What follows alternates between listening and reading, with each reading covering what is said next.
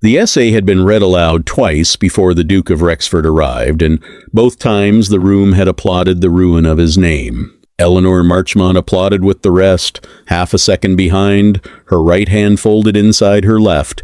He crossed Mrs. Castellan's salon the way weather crosses a field, and he stopped in front of her. "Miss Marchmont," he said, at a volume meant for exactly one person, "I have come to speak with the author."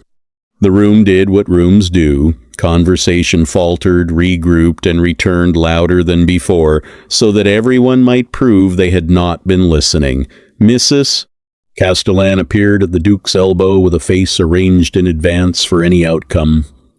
Near the pianoforte, somebody laughed too long at nothing at all. Eleanor heard it the way one hears rain from indoors. "He is guessing," she thought. "He must be guessing." She ran the inventory without moving her eyes from his cravat. 6 years. 41 essays, every one signed CANDOR and nothing else. Final copies made in a slanting hand, that was not her hand, left at a stationer's in Cursitor Street by a maid who believed she was returning novels. Payment taken in credit at a circulating library under another name entirely. Her own aunt, who had lived across the corridor from her for a decade, believed Eleanor's late candles were for letters to a school friend in Bath. There was no thread. She had cut every thread herself, with a patience that would have alarmed the people who thought they knew her. And yet the Duke of Wrexford was standing in front of her, in a salon that had just applauded his disgrace twice, asking for the author. The disgrace had been thorough, as these things went. 6 weeks earlier, CANDOR's 41st essay had laid before the public the ledgers of Harrow Fell, the Duke's Yorkshire estate, showing 11 tenancies extinguished in 3 years. War widows among them, cottages pulled down for the convenience of enclosure. The essay had been careful, it had been documented, it had been believed, his investments had been quietly withdrawn from.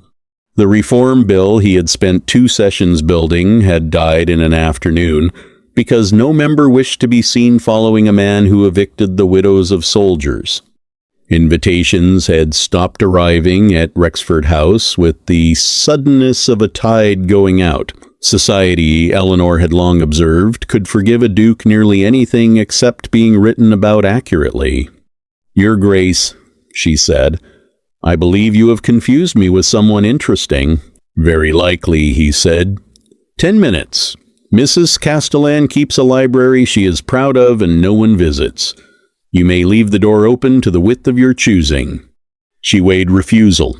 Refusal meant a scene, and a scene meant memory, and memory was the one currency she could not afford to put into circulation. She inclined her head the precise degree that meant nothing, and walked ahead of him so that the room could see who was leading. The library held one lamp and the smell of leather that is dusted but never read. He did not sit.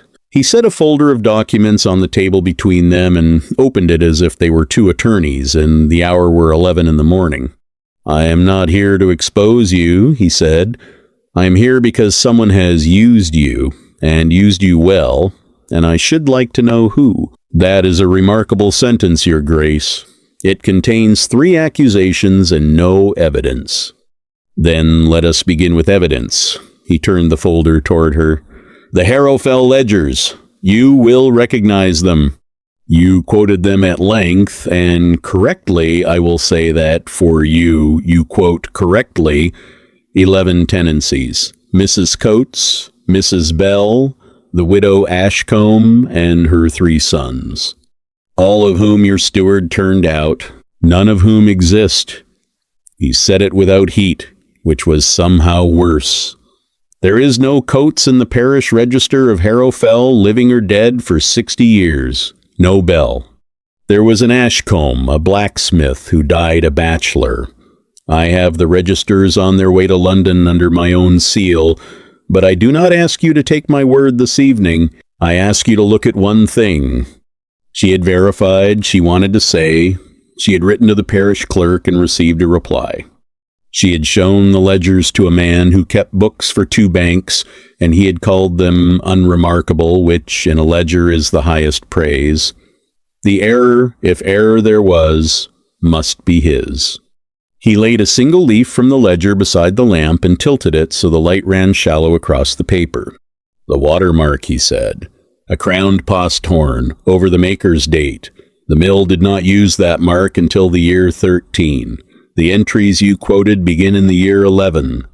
Eleanor looked at the little crowned horn glowing in the paper like a brand, and the floor of 6 years of certainty shifted a 1/4 inch beneath her. She kept her hands flat on the table's edge. One thumbnail went white. Nothing else moved. "A copied ledger," she said. "Estates recopy their books?" "They do, onto paper they buy from stationers whose daybooks show the sale." "I know where this paper was bought, Miss Marchmont, and it was not bought in Yorkshire." He closed the folder.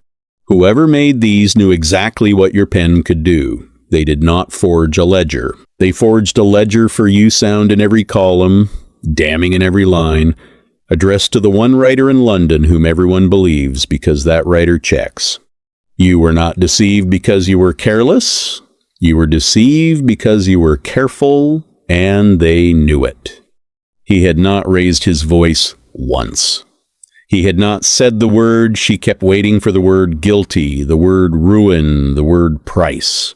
He explained and declared nothing, and that restraint told her more about the man than the 41 essays worth of London gossip ever had. "Why come to me," she said, "and not to a magistrate?"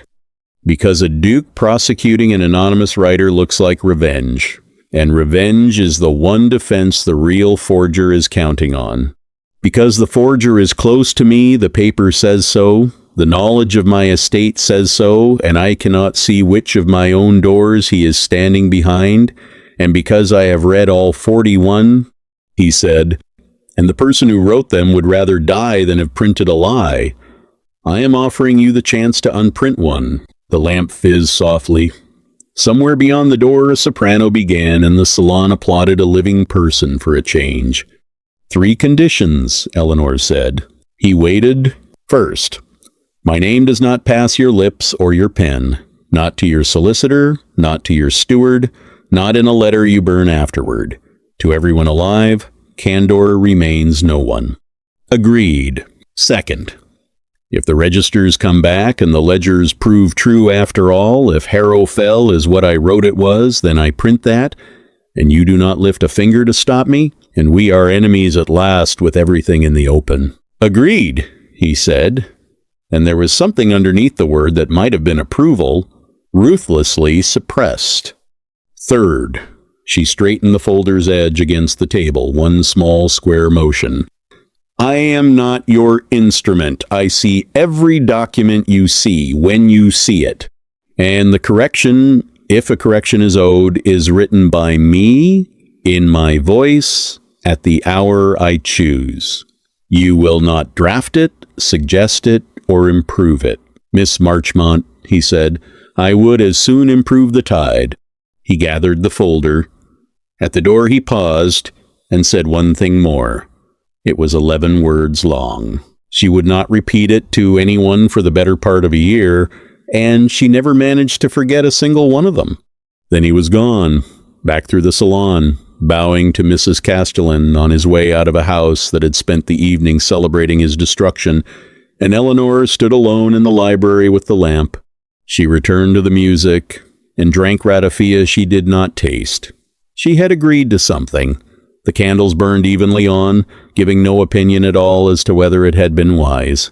The stationers in Cursitor Street had a back room, and the back room had Mr. Pruitt. He was the oldest compositor at the London Courant, a man built like a parenthesis. For 6 years he had set CANDOR's copy into type without once asking a question, which in Fleet Street amounted to a knighthood's worth of discretion. Eleanor came on the Tuesday to leave essay notes and found, instead of the usual nod, a folded scrap waiting in her pigeonhole. "Have taken to burning the originals after setting. Ash keeps no hand. P. No one had asked him to do it. That was the whole of it.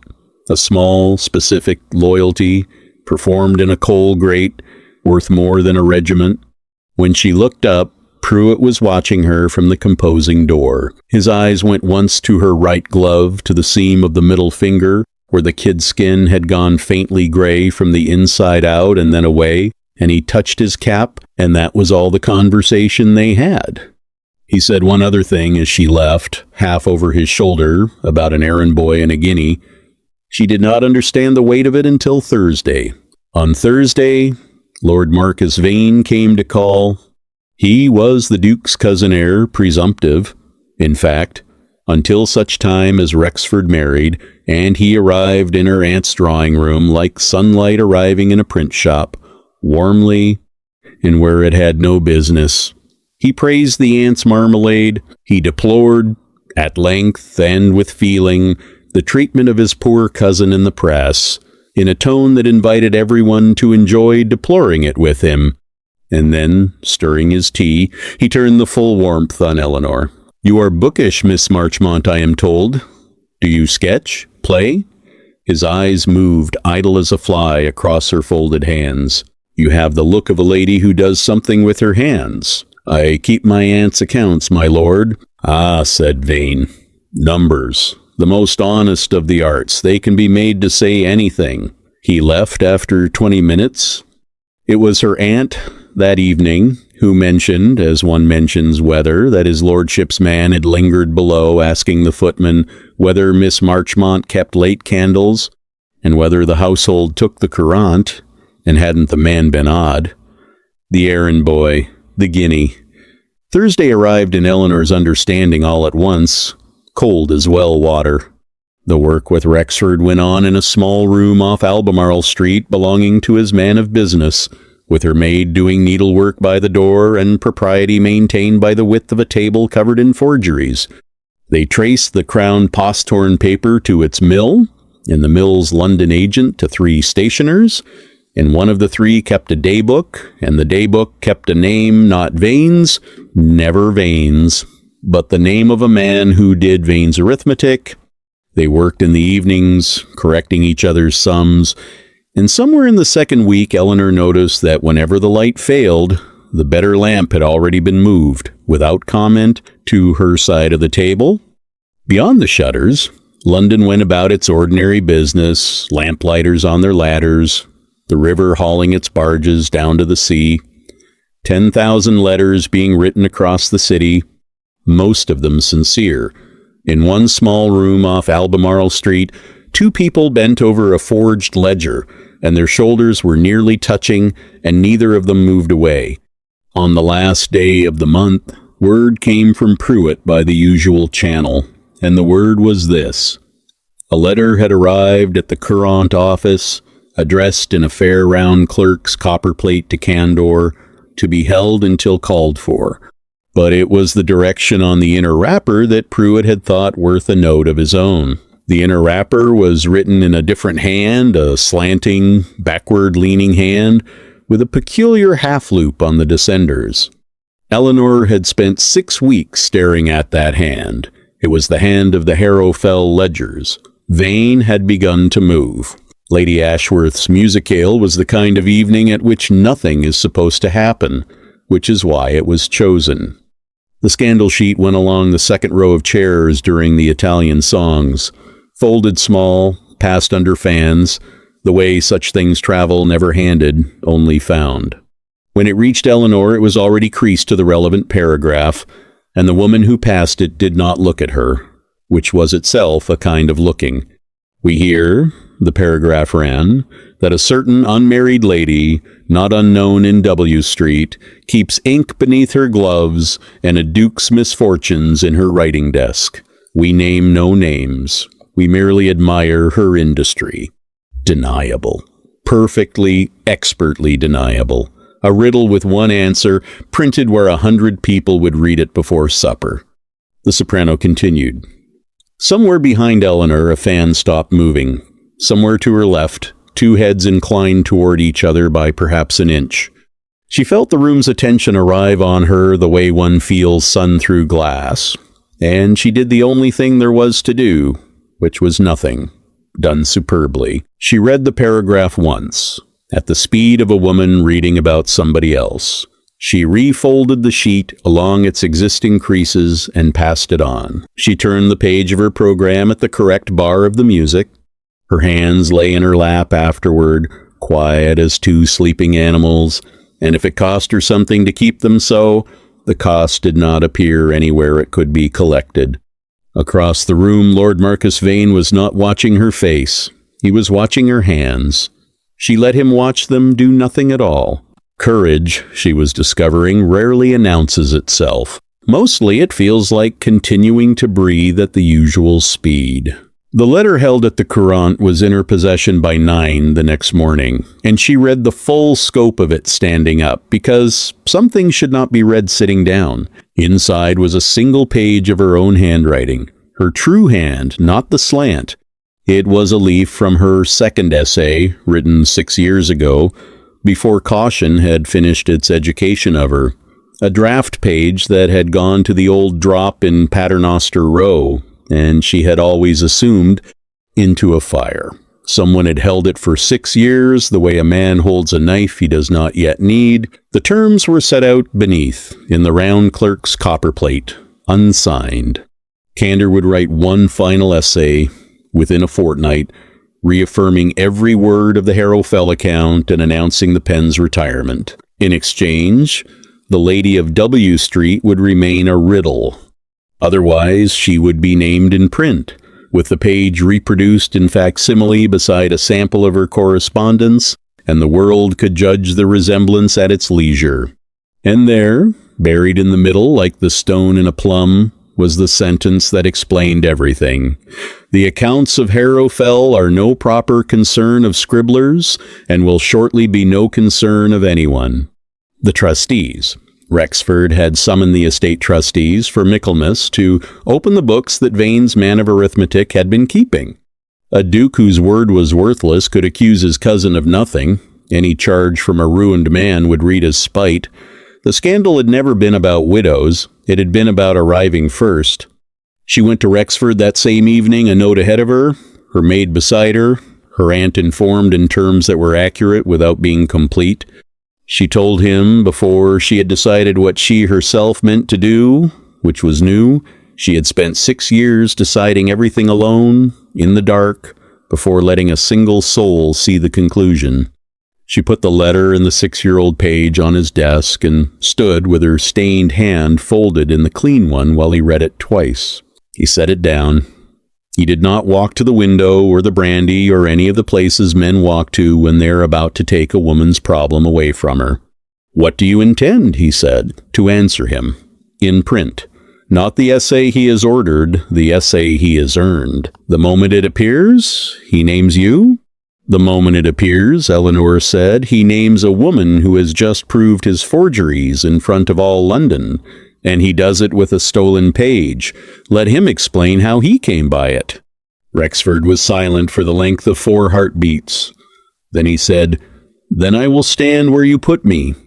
Tell me what you need: registers, engravers, the stationer's daybook, my testimony under oath in the ugliest court in England, and it is yours.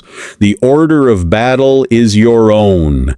He did not offer to buy the page back, though he could have bought the man who held it. He did not offer her his name as a hiding place, though it was the one roof in England the storm could not reach.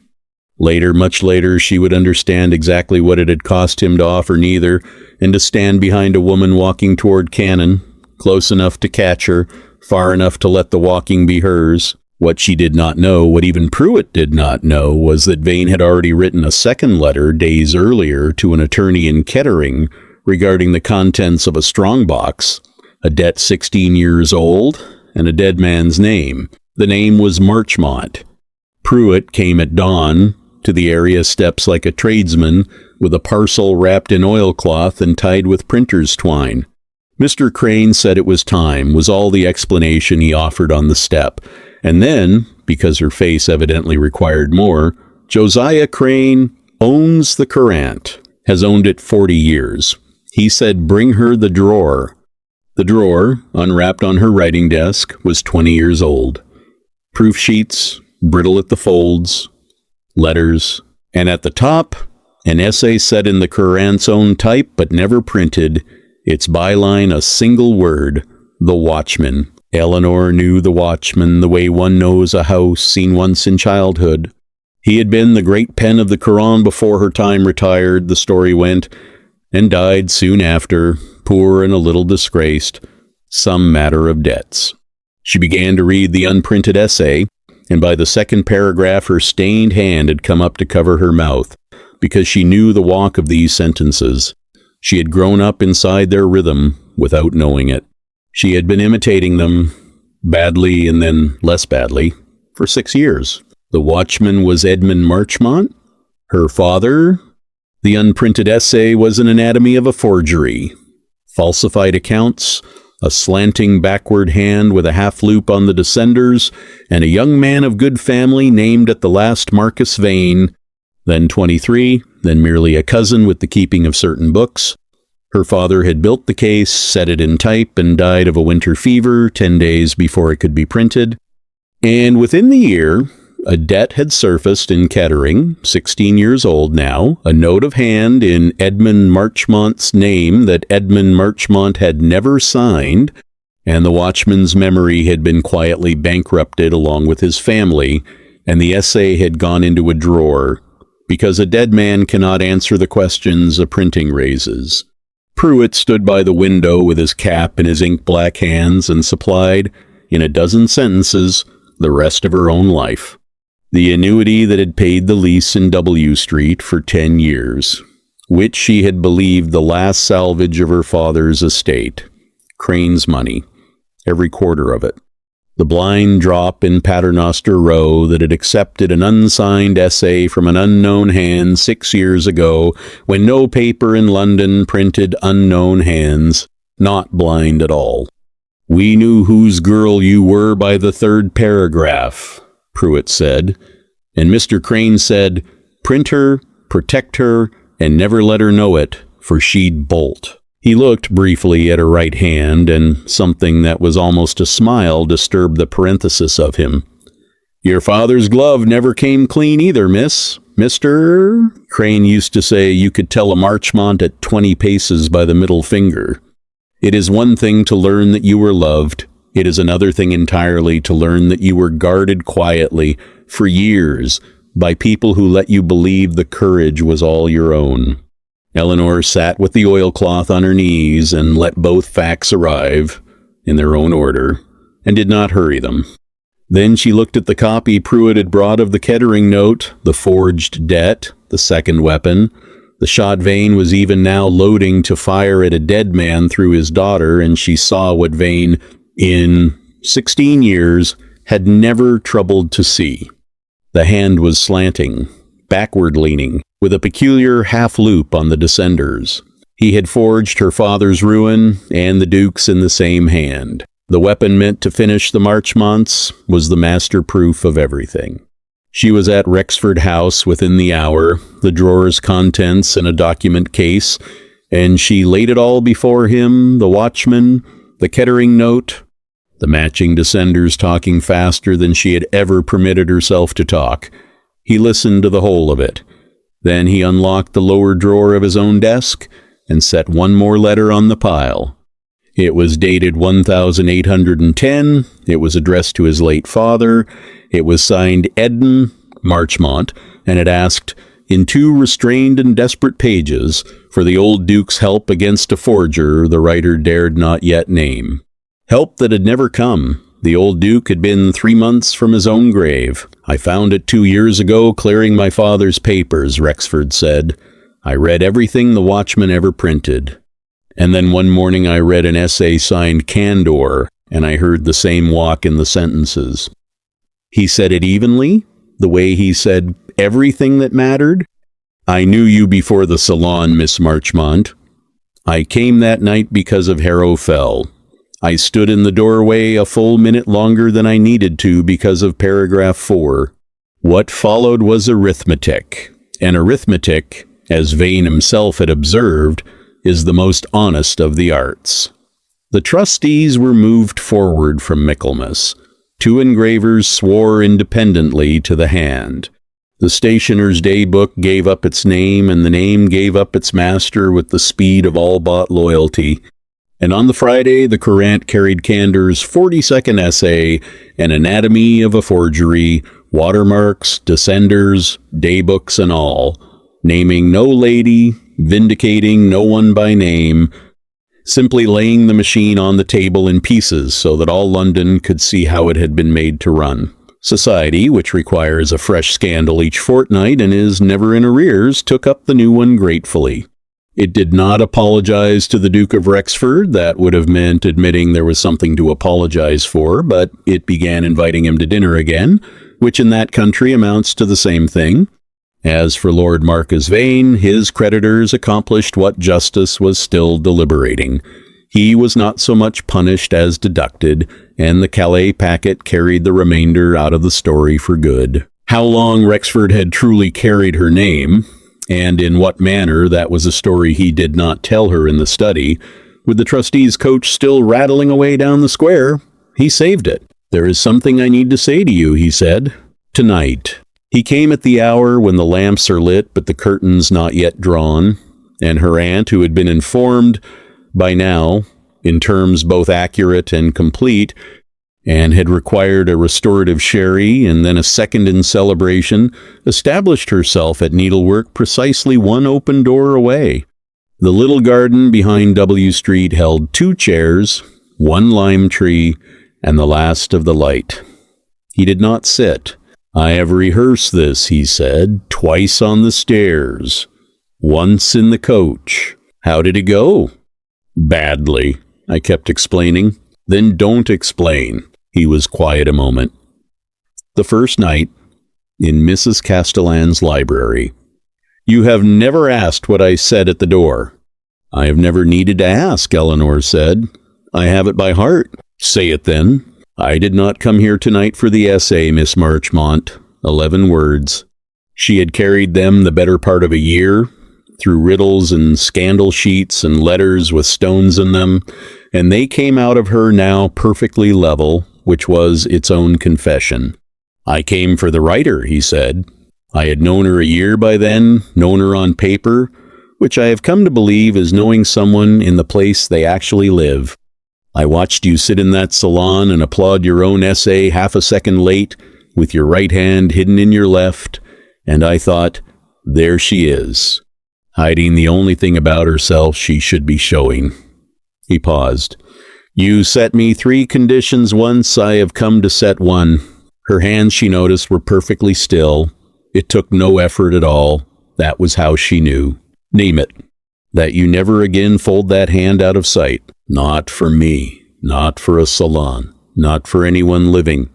And then, because a man who will not explain must still ask, 'Marry me, Eleanor.'"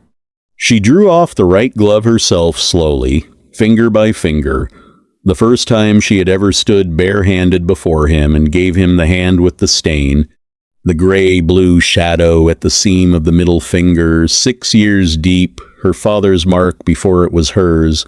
He took it in both of his and set his thumb over the stain exactly there, as if it were the seal on a letter he had waited a long time to receive. "It doesn't come out," she said. "No," he said. "I am counting on that." Beyond the garden wall, London went on without them, the lamplighter working his way up the street, the last hawkers calling, the river hauling the evening down to the sea, 10,000 letters being written across the city, most of them sincere, and 1 or 2 of them, somewhere, beginning a story like this one without knowing it. None of it required them. For the first time in 6 years, nothing required her at all. Later, after the aunt's 3rd and most celebratory sherry, after the door had closed on the last of the day, there was a desk, and 1 lamp, and 2 chairs drawn up where there had always been 1. He mended her pen with his own knife, badly, and she corrected his work without comment, and he watched her do it with the expression of a man being accurately written about and finding that he likes it. She dipped the pen. At the top of a fresh page, in her true hand, unhidden Eleanor Marchmont wrote the first line of Essay 43. Some rooms applaud. This one only held its breath. 1 lamp, Two people, a stained hand moving steadily across clean paper, and it belonged to no one else in the world.